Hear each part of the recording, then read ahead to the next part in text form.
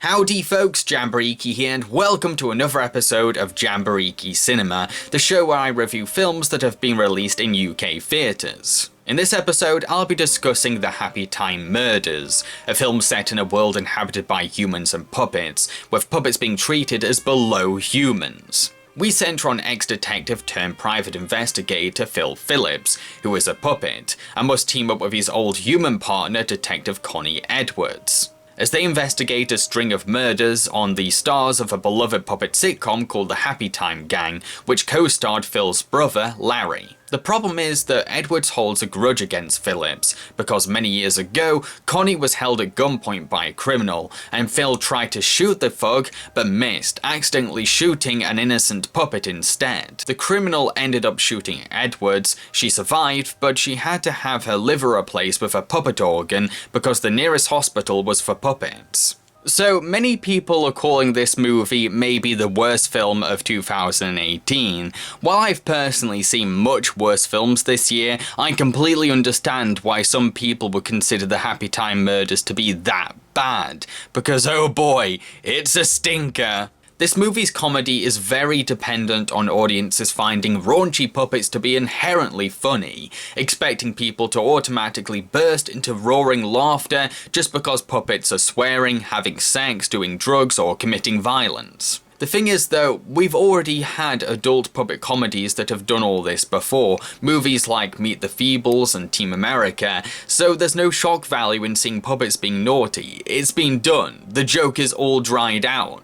There's nothing shocking or alarming about seeing puppets having sex or saying fuck you, especially when Meet the Feebles makes the Happytime Murders look very tame in comparison. I spent the whole movie slouching in my chair because I was so unaffected by the shock humour that I was left with little if nothing to laugh at. Only one joke made me legitimately laugh, and I'll admit it was good. In one scene, Edwards and Phillips storm into a building from opposite sides. They communicate by mouthing things to each other, but Connie is like, "Mate, I can't lip read you, you're a puppet." That got a chuckle out of me.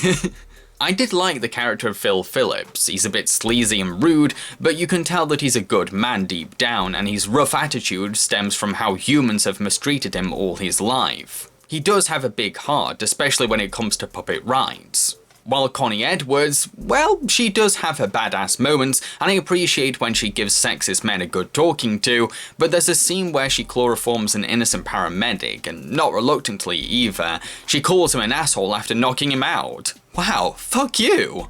Although Phil is just as bad for laughing with her after. I also got tired of the same running joke that Connie is very masculine for a woman, which gets old after the 20th Connie acts and looks like a man jab. So what if she does seem masculine? It's the 21st century. Grow up, movie.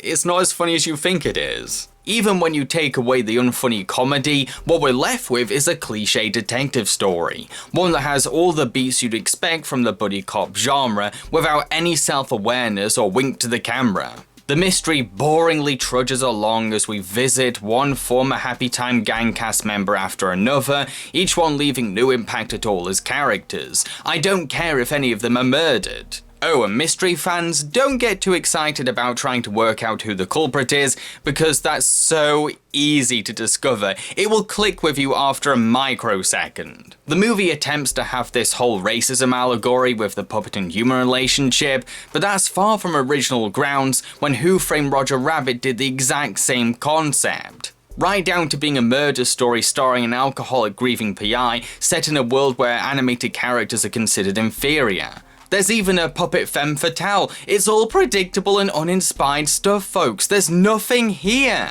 What bothers me more though is that the puppetry is outstanding and greatly wasted on such a mediocre script. You see, this film was directed by Brian Henson, the son of Jim Henson, and he's demonstrated an amazing talent for puppet filmmaking with his directorial work on Muppet Christmas Carol and Muppet Treasure Island. His skills haven't faded since the 90s, he still has a knack for what he does. The puppetry in this film is impressively polished and endearingly creative. In the end credits, we get to see how they pulled off the puppetry, and it's maybe the best part of the film. I was blown away by their clever techniques. To conclude, The Happytime Murders is a very unfunny movie to me that roots most of its humour in the shock value of puppets being raunchy. With the existence of such films as Meet the Feebles and Team America, you're going to have to do more with your comedy than simply show puppets having sex and swearing at each other. I've been desensitized to these things because of those movies. There are a couple of jokes that rely on wittier kinds of comedy, but those are rare, and only one got a big laugh out of me. There is potential here. The film indicates that Brian Henson can still direct great puppetry,